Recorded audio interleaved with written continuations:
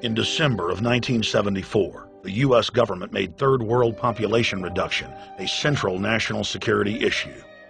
The operation plan, titled National Security Study Memorandum 200, was simply a regurgitation of the British Commission on Population, created by King George VI of England in 1944, which openly stated that populous Third World nations posed a threat to the international elite's monopoly of global power.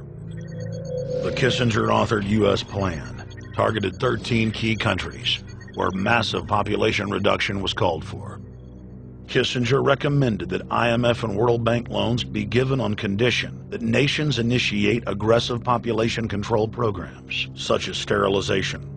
Kissinger also recommended that food be used as a weapon, and that instigating wars was also a helpful tool in reducing population.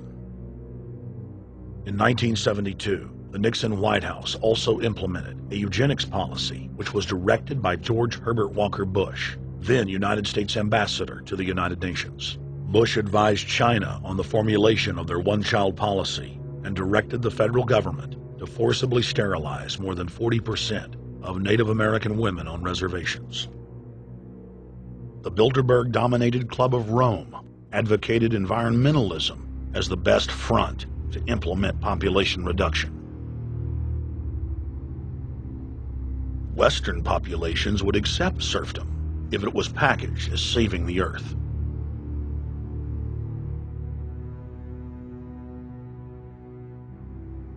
Industrialization of Africa, Asia, and Latin America could be blocked. Citizens would more willingly give up their national sovereignty if it were sold as a way to help the planet. The think tank also concocted the peak oil fraud as a way to create artificial scarcity. And the Club of Rome has been aggressively pushing a global carbon tax as a way to fund their planetary government.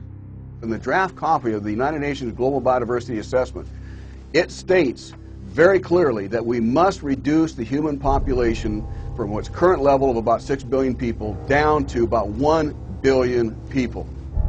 In the 1970s, South Africa developed race-specific bioweapons to target blacks and Asians, and then subsequently sold the technology to Israel in the mid-1980s. In September of 2000, the Project for a New American Century published a document in which Dick Cheney described race-specific bioweapons as politically useful tools. And somebody mentioned, well, why would they want to reduce the human population when that means less money for them? Most people have no idea. They're not after money. They have all the money they need. They're after power. That's their aphrodisiac. The overlords of the New World Order are now aggressively pushing for a worldwide one-child policy. The Chinese one-child policy was phased in gradually. In the 60s, when it began, you only had to pay a tax penalty. Only later did they imprison you if you had more than one child.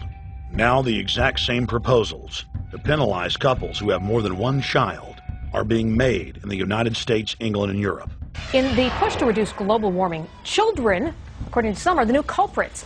A think tank in the UK says too many kids are what's making the planet worse, saying large families, anything over 2 children really, should be frowned upon as an environmental no-no, akin to not reusing your plastic bags, driving one of those big gas-guzzling cars, taking long trips overseas. The UK, in fact, has negative growth. I think Canada does too. That still, families in our rich countries shouldn't have more than 2 kids. In 1998, Ted Turner pledged to give more than $1 billion to the United Nations to be spent in the implementation of population reduction policies planet-wide.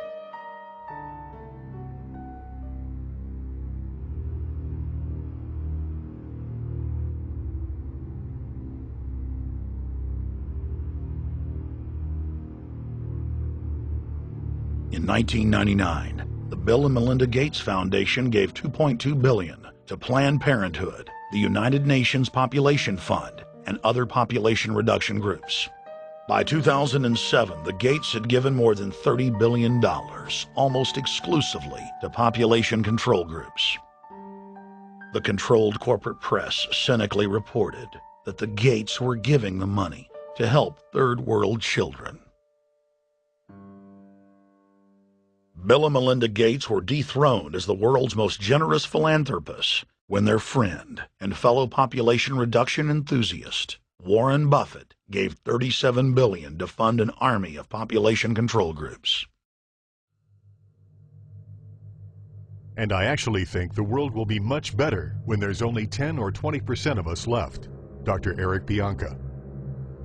Prominent University of Texas biologist Dr. Eric Pianka, while receiving an award from the Texas Academy of Science, said that the worldwide AIDS pandemic was, quote, no good, it's too slow, and went on to laud the virtues of Ebola because it would kill 90% of the world population quickly.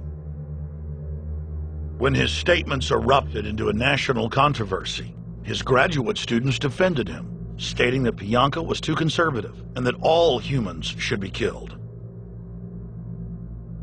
But most frightening was the fact that in a crowd of over 1,000 prominent scientists, local newspapers reported that 95% of those in attendance gave Pianka sustained standing ovations every time he extolled the virtues of mass-culling microbes and man's destruction.